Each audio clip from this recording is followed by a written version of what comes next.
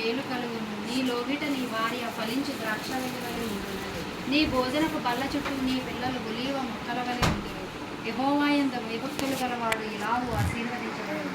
సియోనులో నుండి యెహోవా నిన్ను ఆశీర్వదించును. నీ జీవితకాలమంతయు యెరూషలేమునకు క్షేమము కలుగుట చూచెదవు. నీ పిల్లల పిల్లలను నేను చూచెదను. ఇశ్రాయేలు మీద సమాధానం ఉండుగాక.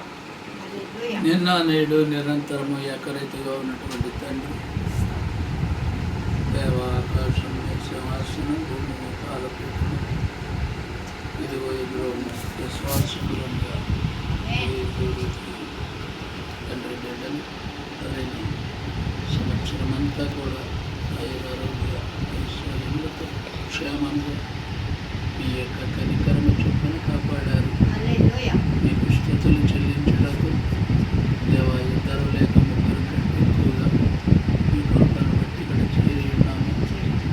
ఇక రాబోయేటటువంటి సంవత్సరములో దేవా నాయన నీ యొక్క ఆజ్ఞలు పాటించి దేవా నీ వాక్యము దేవురాలుగా ఉండినట్లు, సేవలు పారిభాగస్తురాలుగా ఉండినట్లు, దేవా రేవకాను దీవించినట్లుగా వేల తల్లి బంధువుగా కానీ ఆశీర్వాద ఆత్మ సంబంధమైన ఆశీర్వాదములకు ఇచ్చారు.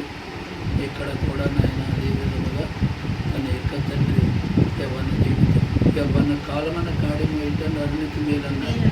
అటువంటి దశలో ఇప్పుడు ఉన్నది కాబట్టి ఈ రాబోయే మంచి హ్యాపీ బర్త్డేని కూడా మీరు దీవిస్తారని దేవా నీ వాక్యం చెప్పిన ఆశీర్వదించి శుద్ధీకరణ శక్తి దయచేసిన సహోదరాలు మాట చేత కానీ క్రియ చేత కానీ ఏం చేసిన ప్రభు అయిన యేసు క్రీస్తు అనే నీ నామం పేరట చేయమనుగలవు. ప్రభు అయిన యేసు క్రీస్తు నామం పేరట వేడుకొనుచున్నాను తండ్రి.